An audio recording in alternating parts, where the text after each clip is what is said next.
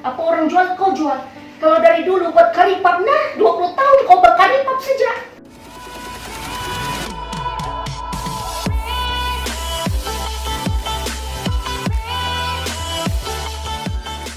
Assalamualaikum, salam sejahtera. Saya Profesor Madya Dr. Zita alias Uji Muhammad, Pensyarah Kanan, Fakulti Pengurusan dan Perniagaan UiTM Cabang Sabah.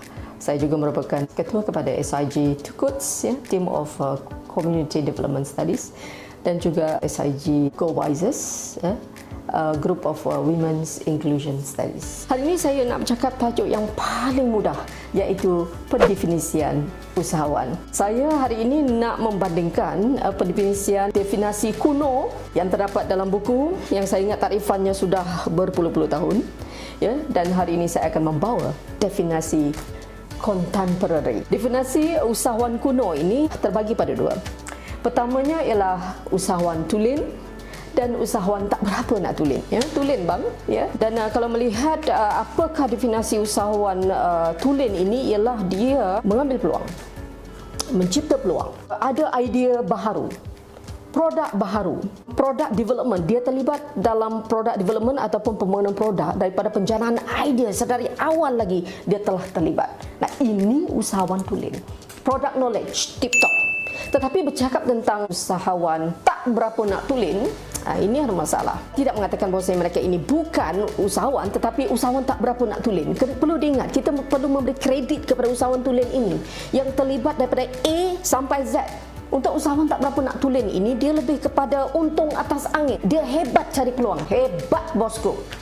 Bercakap tentang cari peluang, dialah orang nombor satu. Tapi siapa nak buat tu? Bukan dia, bos. Usahawan lain. Jadi bermakna, bercakap tentang definisi asal tadi itu kurang menepati. Jadi usahawan di luar sana, bagaimana anda meresapi produk knowledge anda? Sebab itu hari ini saya membawa pendefinisian contemporary. Baharu, sangat baharu. Pertama, saya klasifikasikan usahawan itu sebagai necessity entrepreneur. Kedua, opportunity entrepreneur. Dan yang ketiga, yang ini best, paling baharu, tak ada dalam buku di pasaran atau penulisan, saya gelarnya sebagai instant entrepreneur. Saya pergi pada necessity entrepreneur ataupun usahawan keperluan. Usahawan keperluan ini menganggap bahawasanya dia sudah tidak ada pilihan. Menjadi usahawan ini ialah pilihan terakhir, terdesak. Sebab itu kita panggil dia sebagai push factor, faktor menolak, maknanya tidak. Dorongannya untuk berniaga itu sebenarnya didorong daripada desakan hidup. Bila dia didesak, maka motivasi itu tidak timbul. Bercakap tentang desakan, maka ia tidak lahir dari naluri yang ikhlas. Sebab itu kita melihat mereka ini tak besar-besar. Status quo, piko, one man show. Dari dulu hingga kini dan selamanya one man show. Bila nak besar? Sebab hanya terdesak, hanya memenuhi syarat untuk kelangsungan hidup. Dan kalau kita lihat pendekatannya ini ialah pendekatan yang stagnan. Maksudnya ialah tidak ada inovasi berlaku, tidak mengambil pekerja, tidak ada orang kata pengetahuan mendalam tentang BMC, Business Model Canvas, apatah lagi rancangan perniagaan. Sebab itu mengapa tidak membuat pinjaman, tidak pitching kepada geran-geran perniagaan. Sebab itu mereka ini keuntungannya begitu-begitu saja, bosku. Mereka masuk dalam red ocean strategy. Red ocean maksudnya duplicate sajalah. Apa orang jual, kau jual. Kalau dari dulu buat karipap, nah 20 tahun kau berkaripap saja. Mengkaripapkan diri, saya kata. Tidak ada inovasi. Bukan marah. Cuma sayang, necessity entrepreneur ini mempunyai peluang. Baiklah, definisi kedua, opportunity entrepreneur. Bercakap tentang usahawan peluang, ini usahawan paling best. Sebab apa? Ini kita panggil pull factor. Kalau tadi push factor, ini pull factor. Maksudnya nak jadi usahawan sangat menarik pada dia. Bila menjadi usahawan sangat menarik, maka motivasi itu membuak-buak. Sebab itu kenapa dia berlayak untuk digelar bosku. Sebab dia ada idea kreatif. Dia menepati definisi usahawan tulen. Cari peluang, dia tak rebut peluang, dia tak curi peluang orang lain. Sebab dia tahu bahawasanya berniaga ini harus berjemaah. Ini kita panggil white ocean strategies. Tadi red ocean, di situ orang berlambak, di situ kau. Di situ juga kau menyempit. Dah tak ada inovasi, tak ada idea lain. Tetapi usahawan opportunity atau peluang ini dia pergi kepada blue ocean dan white ocean strategy. Di situ orang tak ramai, di situ dia buat inovasi. Very good, thumbs up pada usahawan yang macam ini. Kalau tadi karipap begitu-begitu saja karipapnya kan, rupanya begitu, rasanya begitu, nah saiznya begitu.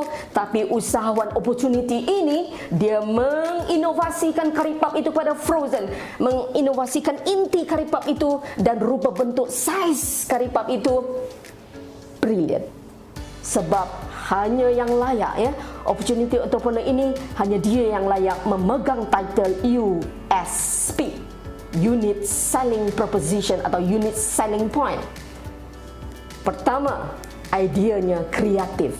Dia transform idea kepada produk yang inovatif. Tapi idea kreatif, produk inovatif saja tak cukup kalau tak boleh nak jual. Buang karen. Sebab itu apabila dia ada idea yang kreatif, produk yang inovatif, dia turn into sell, commercialization, meaning to say, wow, kita boleh membuat keuntungan ataupun dia transform keuntungan kepada wealth maximization. Kenapa saya kata maksimalkan kekayaan itu penting daripada memaksimalkan keuntungan? Sebab memaksimalkan kekayaan ini jangka panjang. Bukan kau mau jadi kaya hari ini saja, bosku. Orang yang opportunity entrepreneur ini merentas sempadan, merentas negara dan merentas pelbagai bentuk produk lain yang saya ingat dia harus memikirkan sesuatu yang boleh menjadikan dirinya usahawan unggul.